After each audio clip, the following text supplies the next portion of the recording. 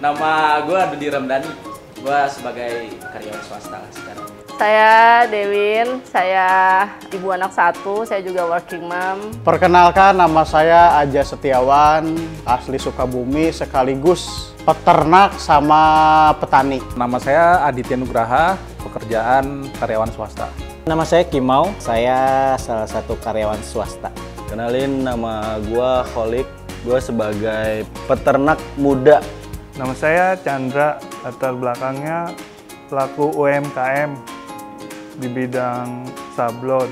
Halo, nama gue Eka, gue seorang freelance graphic designer. Nama gue Ade Pati Dolken. Pekerjaan saat ini gue lagi buka usaha sih, vendor gitu. Nama gue Abi, gue bekerja sebagai karyawan swasta. Hai guys, gue Risma, gue entrepreneur muda.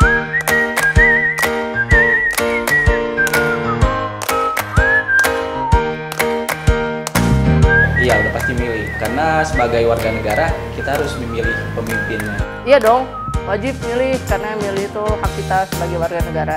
Milih dong, karena itu kewajiban warga negara Indonesia. Kalau tidak milih, sayang banget. Nanti hak suaranya digunakan sama oknum yang tidak bertanggung jawab. Iya dong, kita harus milih. Kalau misalnya enggak, biasanya suka ada oknum ya yang menggunakan suara-suara itu dengan tidak bertanggung jawab lah. Oh iya dong, saya pasti milih. Satu suara pun kan mempengaruhi dari pemilihan presiden itu pun. Jadi menentukan nasib bangsa juga. Pokoknya 2024 gue harus milih karena suara gue salah satu untuk menentukan siapa itu presidennya nanti ke depan. Saya akan memilih karena kewajiban sebagai warga negara untuk memilih. Ikut pastinya tahun ini mah. Sebelumnya saya nggak pernah milih. Karena bakal menentukan masa depan juga sih, satu suara tuh. Udah tersadar ya? Udah tersadar. Ikut dong, jangan apatis terhadap politik. Menurut saya itu hak suara itu bisa dipermainkan. Jadi daripada Anda tidak memilih, lebih baik Anda memilih. Jelas ikut dong, karena menurut gua partisipasi kita, siapapun itu akan memberikan pengaruh terhadap nasib bangsa kita ke depan. Ikut dong, secara usia gue sudah bisa milih dan berikan vote untuk siapa yang bakal jadi pemimpin.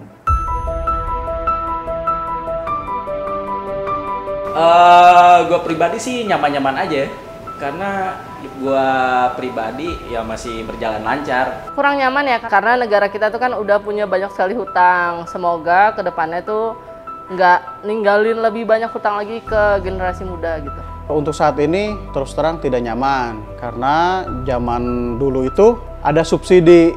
Ya harapan saya sih kembali lagi kayak dulu lagi. Ya sebenarnya sih kalau boleh jujur agak kurang nyaman juga sih. Contoh perizinan gembor-gemborin nama pemerintah kan ada sistem satu pintu. Tapi pada kenyataannya akhirnya untuk yang di daerah-daerah itu perizinan dipersulit juga gitu loh. Mulai dari yang kecil-kecil kayak KTP atau surat domisili dan lain-lain. Yang saya rasakan itu karena memang saat ini kan lebih banyak sistem outsourcing untuk masuk di dunia kerja ya kan. Menjadi karyawan tetap itu membutuhkan waktu yang lama prosesnya. Sekarang kurang nyaman ya, harga-harga pangannya yang mahal, kebutuhan untuk sehari-hari itu juga berpengaruh. Sepertinya masih kurang nyaman ya, seperti ketidakstabilan harga-harga, ketidakstabilan ekonomi. Menurut saya sih nggak nyaman. Salah satunya kayak dari aspek hukum gitu, sama pendidikan. Untuk saat ini sih tidak nyaman ya, karena kan banyak ekonomi yang menurun, harga BBM naik dan segala macamnya. Banyak mungkin di pelosok-pelosok yang kurang dilihat oleh pemerintah gitu. Bisa dibilang nyaman tidak nyaman sih, ada positifnya, ada negatifnya juga. Cuman ya kita sebagai warga Indonesia wajib bagi kita untuk memperbaiki yang kurang baik dan meneruskan apa yang baik. Banyak hal persoalan yang harus dibenahi dan juga banyak persoalan yang belum tercover, banyak aspirasi rakyat juga yang belum tercover sampai hari ini. Yang harus diubah sih menurut gua pemimpinnya lah. Nggak ada hubungannya sih.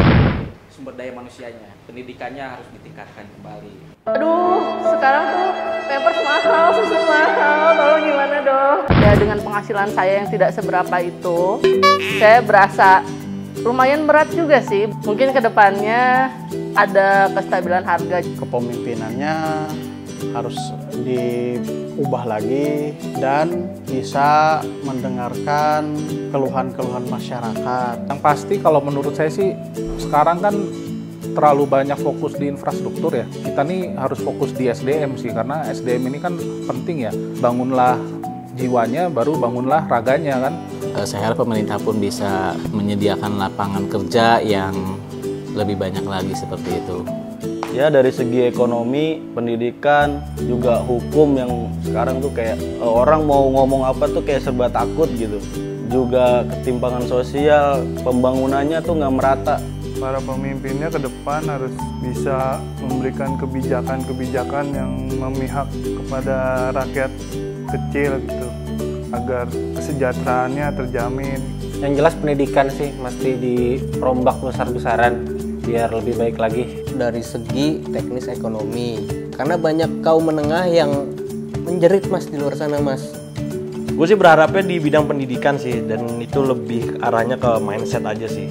Pola pikir kita ini kebanyakan pengennya instan. Ini sebenarnya PR buat semua orang sih, bukan dari pemerintah aja, tapi kita sebagai warga Indonesia juga punya kewajiban untuk istilahnya membentuk lingkungan yang bisa dibilang produktif lah. Ganti rezim. Salah satu cara untuk kita bisa memperbaiki bangsa ini adalah dengan mengganti pemimpinnya. Karena sumber kebijakan itu berasal dari siapa yang hari ini memimpin kita. Pemimpin yang bisa mendengar rakyatnya.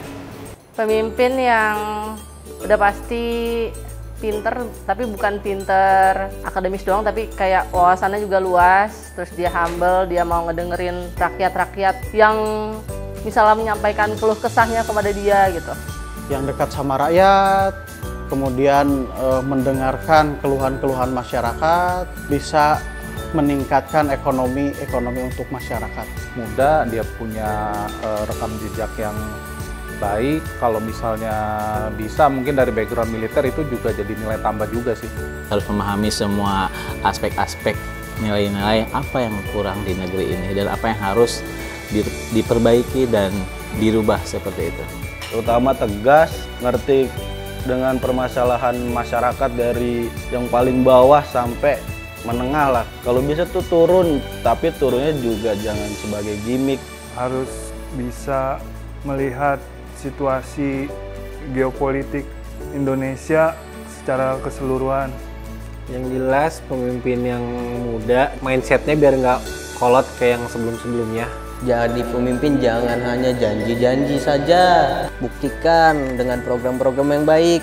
Jangan cuman nanti di sini janjinya ini, tapi setelah menjabat nol.